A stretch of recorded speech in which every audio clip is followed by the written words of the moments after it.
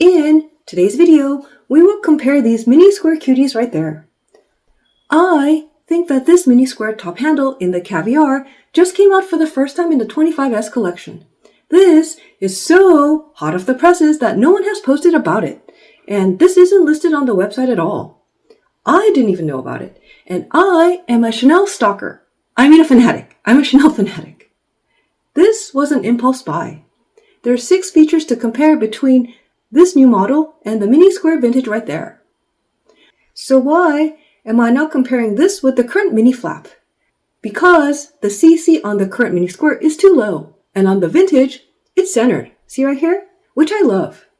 I will actually never buy the current mini square. I'm just not a fan. Also, I'll show you which bag fits more, this one or that one. Why I picked this bag. And answer the question, which is better, the new model or the vintage? There'll be mod shots somewhere in this video. Let's get started with all my comparison shenanigans. I know you love it. Number 1, the dimensions. The vintage is 6.5 inches wide and 5 inches high, and it's 2.5 inches deep, with a strap drop of 20 inches. The new bag is 6 inches wide, 4.5 inches high, and 3 inches deep, with a strap drop of 20.25 inches. That makes the new one slightly smaller. The width and height are smaller by 0.5 inches, but it's deeper by 0.5 inches. We will see later which one fits more. Number 2, the sides. The sides look really different. The new one, this doesn't look so Chanel. There's a fold here, and I'm not sure why they did that. But on this one, there's no fold. See how different that is? Because the side doesn't look so Chanel, I'm going to say the F word. It gives me FAKE bag vibes. I know that this bag is real because I bought it from the store. Here is the tag. But I don't like real Chanel bags give off FAKE vibes. I don't want to say the F word because I don't want YouTube to think I'm promoting that kind of bag. But this bag looks FAKE. Number 3, the inside. We'll start how it's supposed to look on the inside. Okay, are you ready? The new one, the inside, looks like this. It's kind of odd. They put 2 stitches like this. One here, another one here. This doesn't look classic. I can still expand it like that, but most Chanel bags don't look like this. And I don't like this look. And later on, we're going to find out if this, being wider and expanding, is going to allow me to add more stuff. Number 4 is the zipper. The mini rectangle has a zipper right there, and it actually comes with a charm.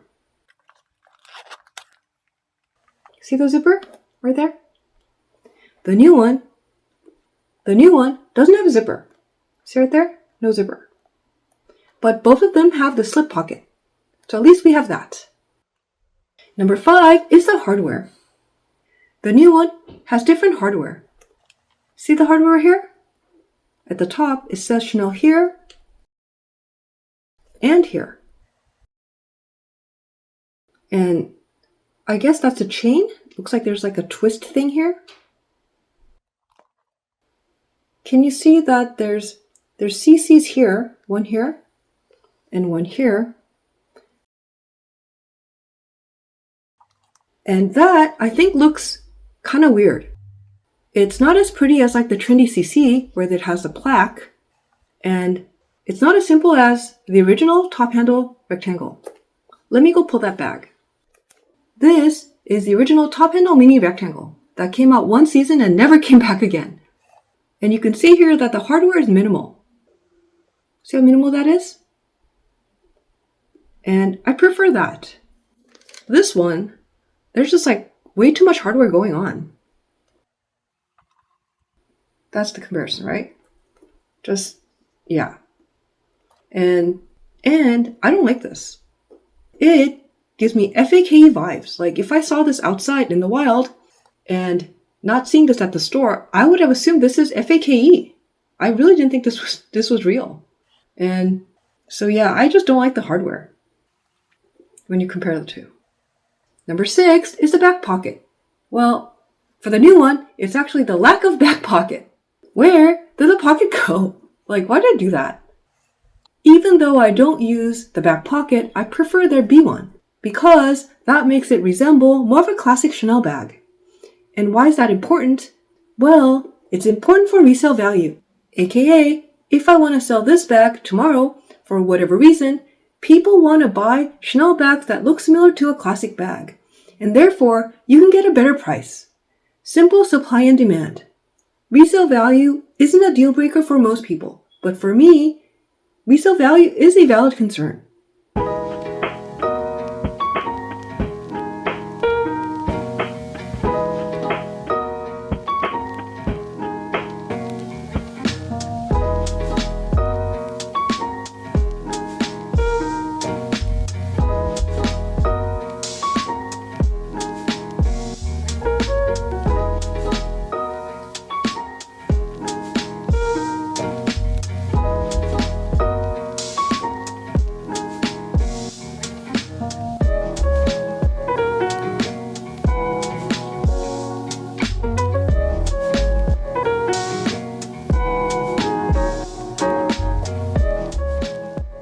And now, what we've all been waiting for. What fits more? The new one is wider, and the vintage one is taller. So let's try to put these 3 things. The vintage bag fits all 3. The new one